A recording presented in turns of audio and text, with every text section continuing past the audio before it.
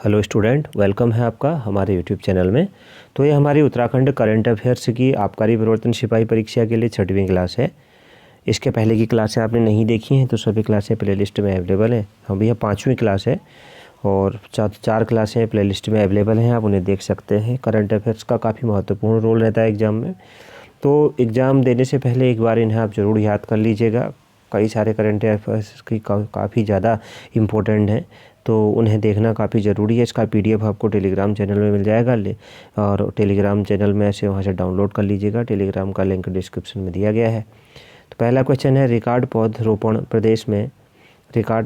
प्रदेश में हरेला पर्व के अवसर पर 16 जुलाई 2020 को राज्य वन एवं बागवानी विभाग द्वारा कुल 30 लाख पौधों का रोपण किया गया।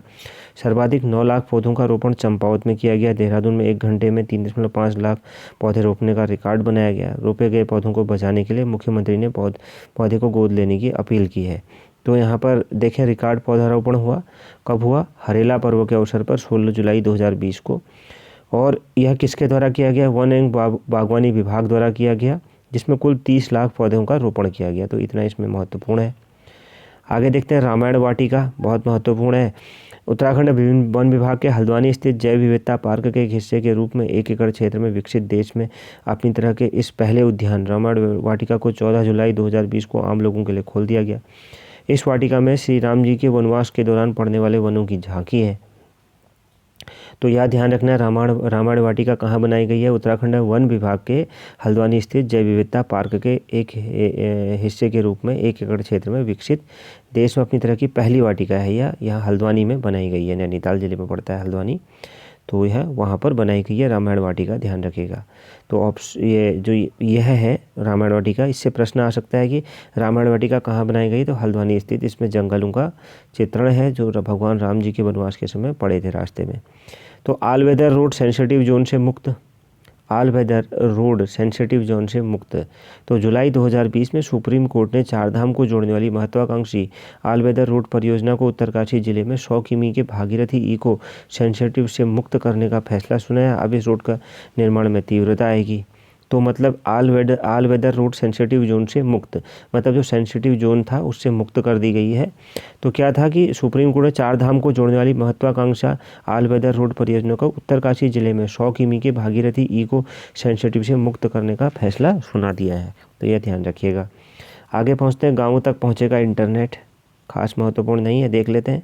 11 जुलाई 2020 को मुख्यमंत्री ने बताया कि केंद्र की नेट फेज़ 2 परियोजना के तहत प्रदेश के 12 जिलों की 65 ब्लॉकों में 5,991 गाँवों तक दिसंबर 2021 तक इंटरनेट पहुंचाने का लक्ष्य है। तो परियोजना के तहत किसका? केंद्र की नेट फेज़ 2 परियोजना, यह ध्यान रखिएगा। इसके तहत गाँवों तक पहुँचेगा कि इसको लागू किया गया है।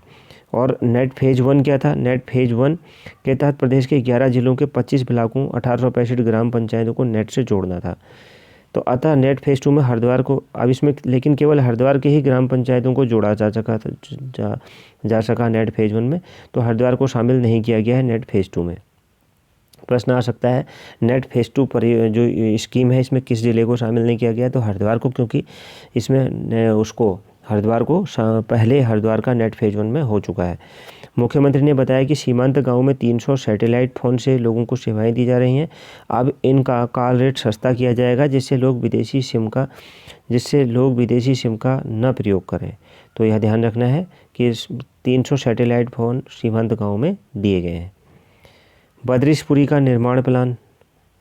बद्रीशपुरी 10 जुलाई 2020 को जारी एक सूचना के अनुसार प्रधानमंत्री नरेंद्र मोदी के निर्देश पर उत्तराखंड सरकार ने कंसल्टी के जरिए केदारनाथ की तर्ज पर बद्रीनाथ का भी मास्टर प्लान तैयार किया है।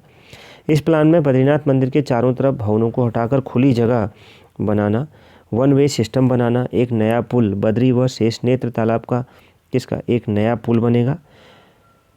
1 वे सिस्टम बनाना, एक नया पुल बद्री व शेषनेत्र तालाब का सौंदर्यीकरण तथा मंदिर के पीछे बद्रीश वन की स्थापना आदि कार्य प्रस्तावित हैं। इस कार्य को 2024 तक पूरा करने का लक्ष्य रखा गया है। तो बद्रीशपुरी आप समझ गए होंगे, भगवान बद्रीनाथ के मंदिर से जुड़ी हुई है। यहाँ पर शेषनेत्र तालाब है, यह ध्यान रखेगा। सौंदर्यीकरण, मंदिर के पीछे बद्री वन की स्थापना की जाएगी इसकी, यह यहाँ पर चाहिए केदारनाथ की तर्ज पर। आगे देखते हैं, पहला डॉपलर रडार स्थापित।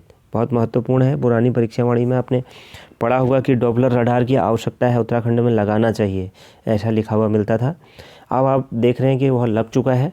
आपने अगर किसी ने पुरानी परीक्षावाणियाँ पढ़ी होंगी तो आपको ज़रूर याद होगा, जब आपदा प्रबंधन वाला टॉपिक पढ़ते थे तो वहाँ पर यह लिखा मिलता था। अब यह लग चुका है।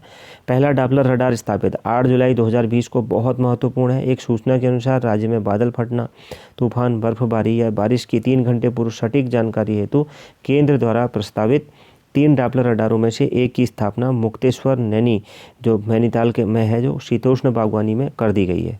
कहाँ करी है? 3 जगह प्रस्तावित है, 3 जगह प्रस्तावित है, एक जगह करी है। कहाँ? नैनीताल जिले के मुक्तेश्वर नामक स्थान पर शीतोष्ण बागवानी में। मोस्ट इंपॉर्टेंट है, बिल्कुल आप इसे छोड़िएगा मत।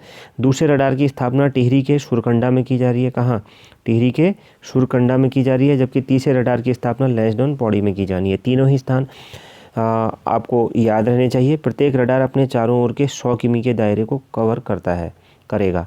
तो पहला कहाँ? मुक्तेश्वर में, नैनीताल जिले के। दूसरा टिहरी के सुरकंडा में। तीसरा लैंसडाउन पौड़ी में किया जाएगा। एक हो चुका है नैनीताल जिले में, मुक्तेश्वर में, शीतोष्ण बागवानी में। आगे देखते हैं। ई ग्रंथालय मोस्ट इंपोर्टेंट है। 1 जुलाई 2020 को मुख्यमंत्री त्रिवेंद्र सिंह रावत ने राज्य के शासकीय विश्वविद्यालयों एवं महाविद्यालयों के पुस्तकालयों में ई ग्रंथालय का शुभारंभ किया। इस ई ग्रंथालय में विद्यार्थियों के लिए लगभग 20 लाख पुस्तकें उपलब्ध कराई गई हैं। इस तरह की सुविधा उपलब्ध कराने वाला उत्तराखंड देश का पहला राज्य बन गया है।